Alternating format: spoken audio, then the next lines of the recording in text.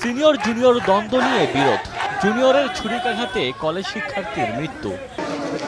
বৃহস্পতিবার দুপুরে ভোলার লালমোহনে সিনিয়র জুনিয়র বিরোধকে কেন্দ্র করে দুপক্ষের সংঘর্ষ হয়। এ সময় প্রতিপক্ষ মানিক ও তার সহযোগীরা দেশীয় অস্ত্র নিয়ে ইব্রাহিম খলিল নয়নের ওপর হামলা চালায়। এই ঘটনায় জখম হন আরও দুজন। তাদের হাসপাতালে নিলে নয়নকে মৃত ঘোষণা করেন চিকিৎসক। এদিকে হত্যার প্রতিবাদে সড়ক অবরোধ করে বিক্ষোভ করেছেন স্থানীয়রা।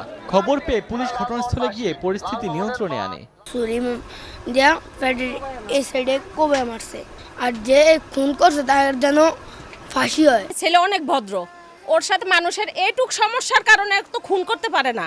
মূল আসামি আমাদের হেফাজতে আছে।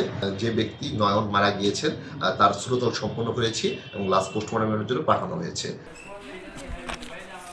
কে জিতবে কে হারবে ফুটবল খেলা চলাকালে এ নিয়েই কথা কাটাকাটি, এরপর হাতাহাতি। এক পর্যায়ে চাচাতো ভাইয়ের ছুরিকাঘাতে যুবকের মৃত্যু।